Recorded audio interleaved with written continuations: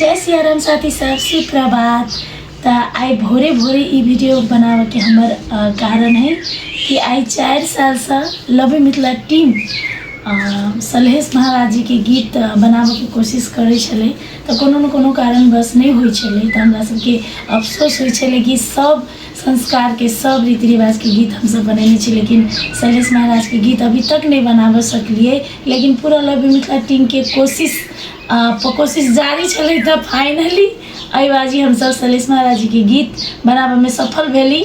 तो आइए अरुण विजय official YouTube channel पर ठेके 7:15 बजे, अभी भोर के 7:15 बजे रिलीज हो जा रहा है हमरा सबके सलहेश महाराज जी के गीत सलहेश जी एले गहबर।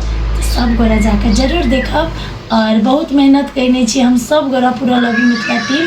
तो सब गोरा जाकर देख देव और केहन लागल अपन सलाह सुझाव जरूर देव। धन्यवाद।